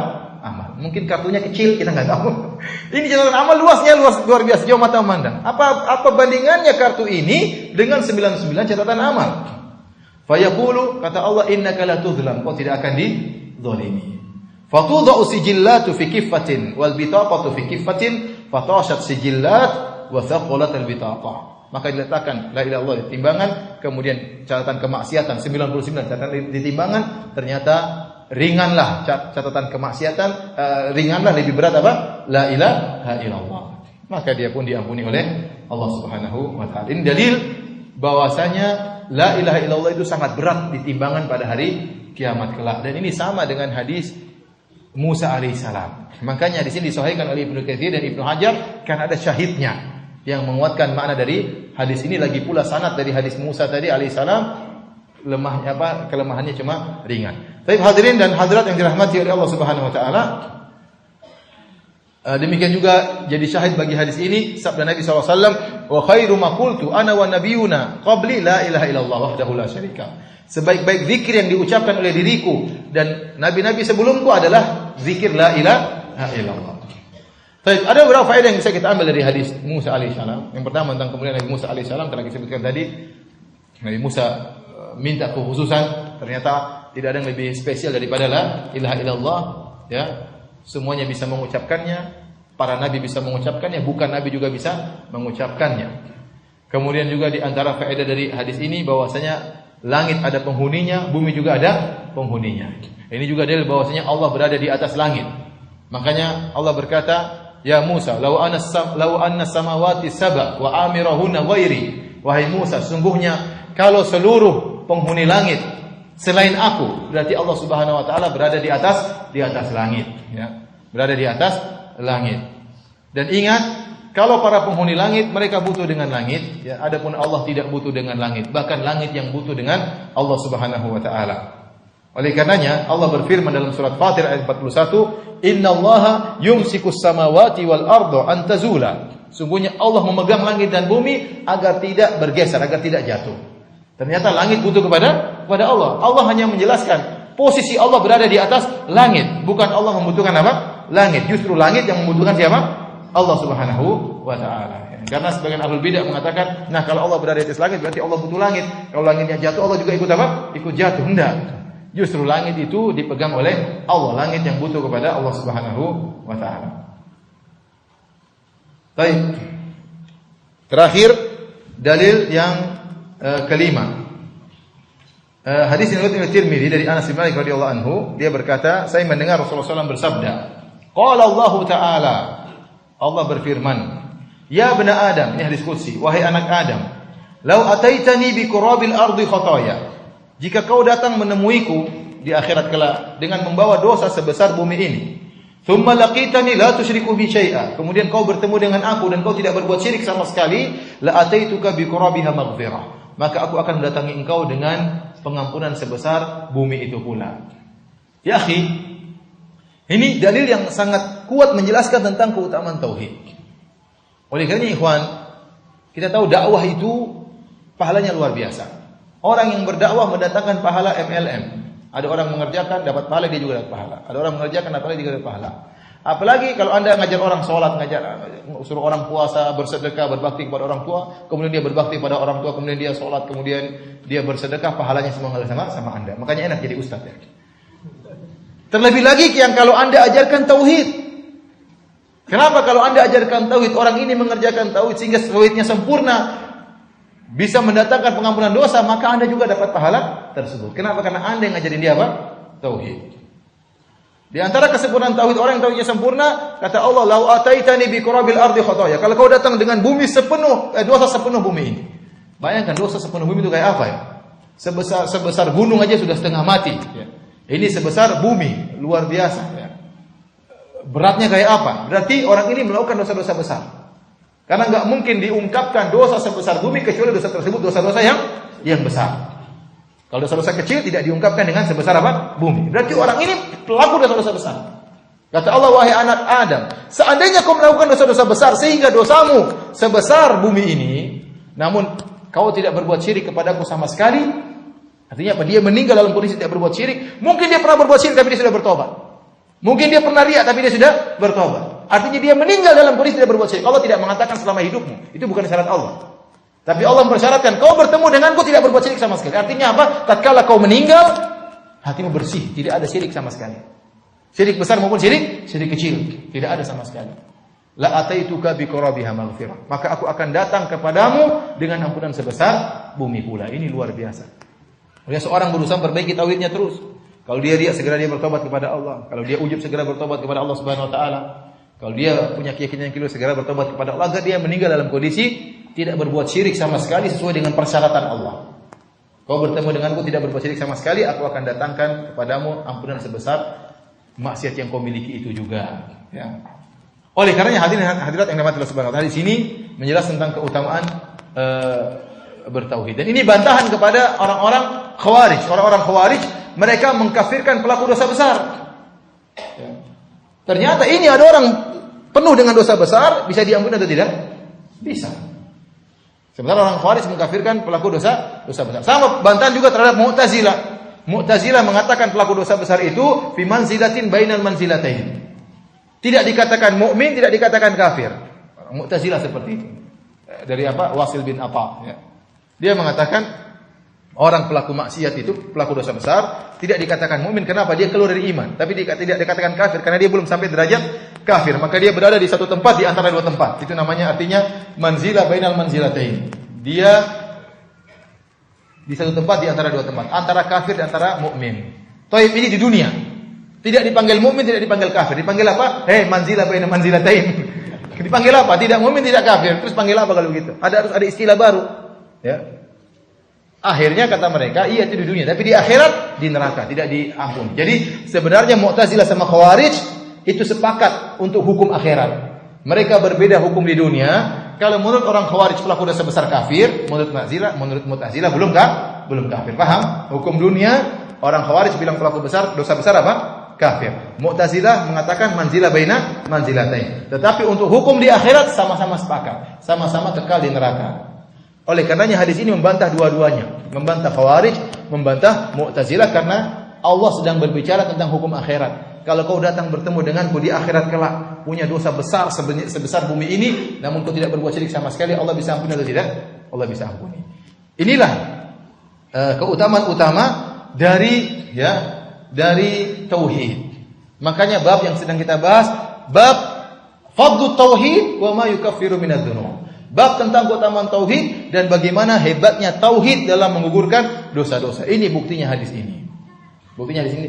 Dari sini kita tahu, ya, kesalahan sebagian orang yang menyangka bahwasanya dosa itu hanya bisa gugur dengan taubat. Padahal tidak, ya. Syekhul Islam Ibnu Taimiyah rahimahullah dalam Majmu' Fatawa menjelaskan sekitar ada 10 penyebab gugurnya dosa-dosa. 10 penyebab gugurnya apa? Dosa-dosa. Selain bertobat masih ada yang lain. Di antaranya tauhid. Meskipun seorang meninggal tidak bertobat, meskipun seorang meninggal tidak beristighfar, masih mikul dosa sebesar gunung, sebesar bumi. Ini orang ini ceritanya meninggal belum sempat bertobat, tiba-tiba mungkin ketabrak mobil, belum sempat bertobat, dosanya sebesar apa? Sebesar gunung. Mungkin dia koruptor, mungkin dia apa, tapi ternyata dia meninggal bertauhid, bisa diampuni. Jadi pengampunan bukan cuma dengan apa? Taubat. Di antaranya dengan bertauhid kepada Allah Subhanahu wa taala, di antaranya melakukan kebaikan setelah keburukan, ya. Fa'at bi sayyi'ata hasanah tamhuha.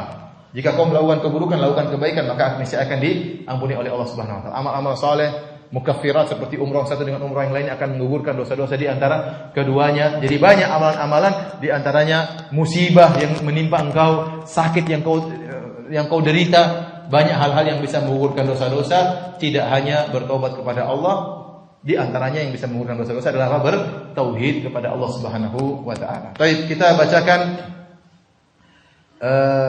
kandungan bab ini. Ini kita bacakan sebagai penutup dari bab yang kedua. Kandungan bab ini yang pertama, luasnya karunia Allah Subhanahu wa taala.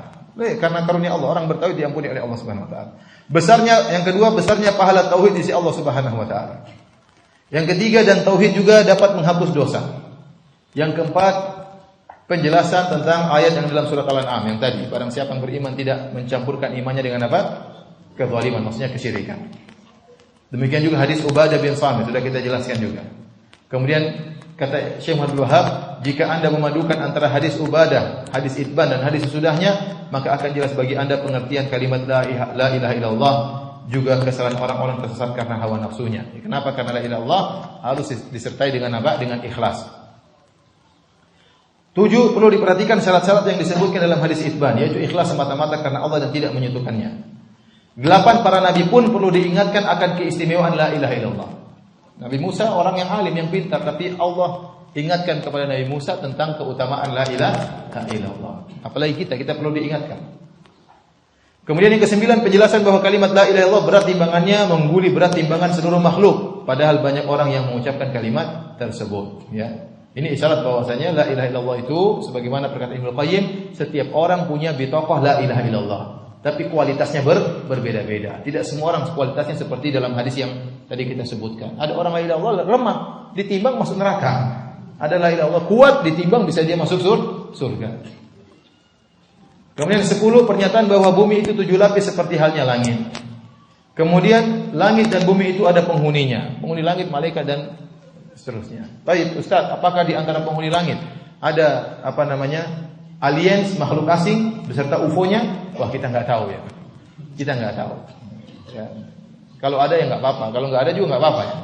Jangan dibuat isu sehingga orang takut ya. Ada makhluk dari luar angkasa ingin menyerang sehingga kita dibuat lalai mikirkan makhluk luar angkasa, ternyata ada penyerang-penyerang dalam bumi kita lalaikan ya. Ini tidak ada dalilnya, maka tidak perlu kita pikirkan. Menetapkan sifat-sifat Allah apa adanya, berbeda dengan pendapat Asy'ariyah ya. Karena dalam hadis-hadis di atas tadi banyak penetapan sifat-sifat Allah. Contohnya, tadi hadis-hadis yang telah kita lewatkan banyak berbicara tentang sifat-sifat Allah. Contohnya Allah punya wajah. Ya betaghi bidzalika wajh Allah. Sesungguhnya Allah mengharamkan neraka bagi orang yang mengucapkan la ilaha illallah dengan mengharap wajah Allah. Baik. Ini menunjukkan Allah punya wajah. Ustaz, maksudnya mengharap wajah Allah itu maksudnya ikhlas. Iya, memang itu maksudnya ikhlas. Tetapi tidaklah diungkapkan seperti itu kecuali Allah punya wajah yang hakiki. Dan ini bantahan saya lihat paling bagus ya, seperti perkataan sebagian orang. Jadi dalam ayat Allah menyebut Allah punya tangan, seperti firman Allah Subhanahu wa taala, "Wa ma qadarullah haqqa qadri wal ardu jami'an qabdatuhu yaumal qiyamah." Mereka tidak mengagungkan Allah sebagaimana mestinya. Padahal bumi di akhirat kelak dalam genggaman tangan Allah Subhanahu wa taala. Was samawati matwiyatun bi yamini. Bahkan langit-langit dilipat oleh tangan kanan Allah. Allah punya tangan. Dan ini akidahnya Ahlussunnah wal Jamaah. Demikian juga akidahnya para sahabat. Oleh karena Nabi Adam alaihissalam spesial diciptakan dengan tangan Allah Subhanahu wa taala. Berbeda dengan makhluk-makhluk yang lainnya hanya sekedar kun fayakun. Adapun Nabi Adam alaihissalam diciptakan langsung dengan tangan Allah Subhanahu wa taala. Ini akidah para sahabat ya. Nah, kemudian datang kalimat tangan yang seakan-akan maknanya adalah karunia Allah Subhanahu wa taala. Contohnya, bal yadahu mabsutatani yunfiqu kaifa yasha. Justru dua tangan Allah itu terbentang, Allah menginfakkan sesuai dengan Allah kehendaki. Kita bilang, ada yang mengatakan, Ustaz, ini bukan berarti kedua tangan, ini sekedar kinayah, kiasan bahwasanya tangan itu berarti berinfak, ya. Bastul yad, melapangkan tangan, membentangkan tangan, maksudnya apa? Berinfak. Kita bilang kita terima zahirnya. Tapi kalau kita sepakat dengan Anda, ini sekedar kita berdialog sambil mengalah. Kita bilang, taruhlah saya mengalah, bahwa yang dimaksud dengan dua tangan adalah karunia Allah Subhanahu wa taala. Namun ingat, tidak mungkin Allah menjadikan lafal tangan sebagai kinayah kecuali Allah benar-benar punya tangan. Saya ulangi. Kita bilang tidak mungkin Allah menjadikan tangan Allah sebagai kinayah tentang kekuatan atau tentang kenikmatan kecuali Allah benar-benar punya tangan. Kalau Allah benar tidak punya tangan, ngapain dijadikan kiasan? Contohnya, saya mengatakan si fulan itu tangan kanan si bos. Si bos punya tangan atau tidak? Punya, berarti meskipun si fulan ini bukan tangan kanan, tapi dia ada ibarat dari tangan kanan apa? Si bos. Karena si bos punya tangan. Kalau si bos tidak punya tangan, ngapain kita bilang tangan kanan si bos? Paham maksudnya tidak? Saya rasa kurang paham. Bisa kita mengatakan Firanda, ya, misalnya, oh tangan kanannya hebat. Maksudnya bukan tangan saya hebat, tapi maksudnya ada orang jagoan, bodyguard saya hebat ya. Tapi saya tidak mengungkapkan bodyguard dengan tangan kanan kecuali saya benar-benar punya tangan kanan. Kalau saya tidak punya tangan kanan, saya tidak mungkin mengungkapkan itu sebagai kiasan. Paham? Seperti saya mengatakan orang itu belum kelihatan batang hidungnya. Maksudnya apa? Batang hidung itu adalah kiasan dari badannya seluruhnya, bukan hidungnya muncul sendiri gini, tidak. Tetapi kita menggunakan kiasan tersebut karena memang dia punya batang hidung. Paham? Kita mengatakan ya bataghi bidzalika wajh Allah. Bahwasanya barang saya mengucapkan Allah mengharap wajah Allah artinya ikhlas. Jadi wajah Allah itu artinya ungkapan dari apa? Keikhlasan. Benar. Tetapi Allah tidak mengungkapkan mencari wajah Allah dengan keikhlasan kecuali Allah benar-benar punya apa? Wajah. Makanya di antara nikmat yang paling sempurna pada hari kiamat kelak adalah melihat wajah Allah Subhanahu wa taala. Ini bantahan yang paling telak bahwasanya taruhlah kita sepakat dengan Anda maknanya kiasan, tapi tidaklah digunakan sebagai kiasan kecuali punya tangan yang hakiki atau punya wajah yang hakiki. Paham atau tidak ini? Paham. Kemudian juga dalam hadis sebelumnya, ya, kata Allah wa kalimatuhu alqaha ila Maryam. Ya, karena Asy'ariyah menolak sifat wajah. Dalam hadis yang kita sebutkan sebelumnya ada sifat apa? Wajah. Asy'ariyah menolak Allah bisa berbicara dengan suatu kalimat. Padahal Allah mengatakan kalimatuhu, kalimat Allah untuk menciptakan Maryam. Allah mengatakan apa? Kun fayakun. Berarti Allah berbicara dengan kalimat. Sementara kata mereka Allah berbicara dengan bahasa jiwa, kalamun nafsi, tanpa suara, tanpa huruf. Ini tidak benar. Ini sudah saya bahas berulang-ulang. Kemudian juga dalam hadis ini, dalam hadis Nabi Musa, kata Allah, "Ya Musa, law ana samawati sab' wa amirahunna ghairi." Wahai Musa, seandainya langit yang 7 beserta penghuninya kecuali aku. Ini dalil bahwasanya Allah berada di atas apa? Langit. Sementara orang Asy'ariyah menolak Allah di atas langit. Hadis-hadis yang kita bahas tadi membantah Asy'ariyah, dan di antara 3 perkara yang mereka tolak adalah ketinggian Allah, masalah Al-Qur'an kalamullah, dan bahwasanya Allah punya sifat wajah. Ternyata dibantah dalam bab kedua oleh Syekh Muhammad bin Abdul Wahhab dalam kitab apa? Tauhid. Ya. Yang ke-13, jika Anda memahami hadis Anas, maka Anda akan mengetahui bahwa sabda Rasulullah SAW yang ada dalam hadis Itban, sungguhnya Allah mengharamkan masuk neraka bagi orang-orang yang mengucapkan la ilaha illallah dengan penuh ikhlas karena Allah dan tidak menyekutukannya. Maksudnya adalah tidak menyekutukan Allah dengan sesuatu pun, bukan hanya mengucapkan kalimat tersebut dengan lisan saja. Ya, la ilaha illallah hanya lisan tidak bermanfaat, harus dengan ikhlas, tidak hanya sekedar dengan lisan. Nabi Muhammad dan Nabi Isa adalah sama-sama hamba Allah dan Rasulnya. Ini benar. Nabi Isa dan Nabi Muhammad sama-sama hamba Allah. Yang ke-15, mengetahui keistimewaan Nabi Isa sebagai kalimat Allah. Itu kalimat Allah yang diciptakan dengan apa? Kun. Oleh karena Allah mengatakan wa ruhum minhu, ruh dari ruh Allah. Ini pengkhususkan. Ini Nabi Isa ruh yang saya ciptakan. Semuanya kita juga punya ruh, semua juga ciptaan Allah. Tapi Allah mengidhafahkan ruh tersebut kepada Allah. Ruhullah, ruhnya Allah maksudnya bukan ruhnya Allah, tapi ruh spesial yang Allah ciptakan. Ya, Allah ciptakan khusus untuk Nabi Isa, maka ruhnya Nabi Isa ruh yang apa? Spesial, karena diidhafahkan, disandarkan kepada Allah Subhanahu wa taala. Mengetahui bahwa Nabi Isa adalah ruh di antara ruh yang diciptakan oleh Allah Subhanahu wa taala. 17, mengetahui keistimewaan iman kepada kebenaran, adanya surga dan neraka. Ke-18, memahami sabda Rasul betapapun amal yang telah dikerjakannya. Tadi ada 2 tafsiran. Betapapun amal yang dikerjakannya ada berapa? 2 tafsiran. Setelah kita jelaskan di awal pengajian. Mengetahui bahwa timbangan di hari kiamat itu mempunyai 2 daun timbangan. Satu ditetapkan la ilaha illallah, satu di timbangan catatan keburukan. Tadi telah kita jelaskan dalam hadis-hadis. Mengetahui kebenaran adanya wajah bagi Allah Subhanahu wa taala. Demikianlah ikhwani fillah wa akhwati fiddin azanillahu yakum. Kita sampai di sini dulu. Insyaallah nanti kita kembali lagi. Wallahu taala alam bisawab.